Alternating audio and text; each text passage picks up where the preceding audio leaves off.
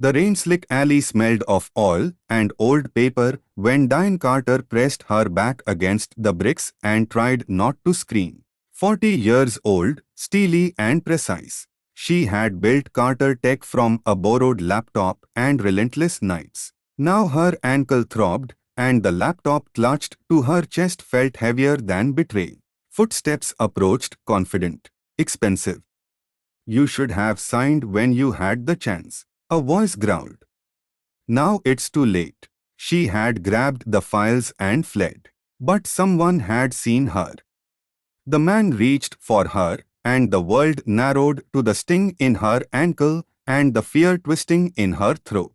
Then a father and his little girl appeared. Michael Tors, grease-smudged and steady, carried his 6-year-old daughter Sophia. He set her behind a trash can. "Stay here, princess," he told her. Then stepped forward as if stepping into fate. The attacker sneered. Michael did not flinch. "This is none of your business," the man spat. "Now it is," Michael said, voice low and unshakable.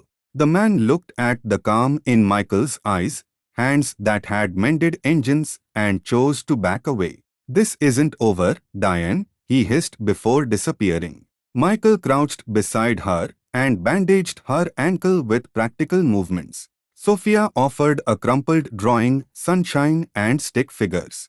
Diane's throat tightened. In that small kindness she tasted something she had been missing, unconditioned human decency. 3 days later, Diane was in Michael's cramped apartment, typing feverishly as evidence multiplied across the table. Sophia watched, fascinated. Michael made pasta and kept the place steady. Their household was improvisation stitched by goodwill. Diane had not always been soft. She had clawed her way from her grandmother's back room to a company that promised privacy. She had accepted partners who offered contacts and contracts with microscopic traps. When she traced secret transfers and suspicious clauses, she realized she had been betrayed. Jonathan Reeves and Peter Manning arrived at Michael's door, lawyers and security in tow, expecting to intimidate. Their contempt fanned something dormant in Diane, a cold, precise intelligence honed by years of code and negotiation. She opened her laptop and, with the certainty of someone who knew every system's sinew, began to demonstrate how exposed her betrayers were. Files leaked. Emails poured into prosecutors and journalists. Panic displaced arrogance.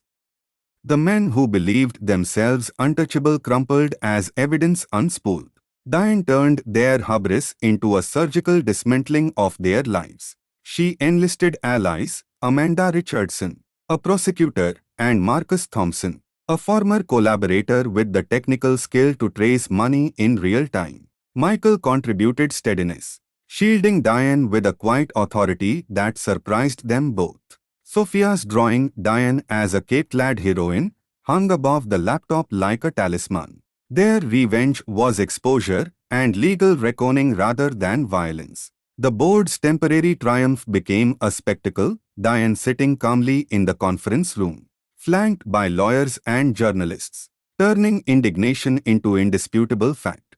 Jonathan and Peter expected panic but found a woman who had already won. When the dust settled, Diane reclaimed what was hers, not to destroy the company, but to cleanse it. She implemented transparent systems, fired the corrupt, and set aside stolen funds for restitution. Michael watched, awed, as Diane balanced ruthlessness with measured mercy. Sophia clapped when Diane smiled without exhaustion. Together they rebuilt not only the company but trust itself, proving that dignity, courage, and loyalty can outlast deceit. In the months that followed, Carter Tech emerged leaner and principled.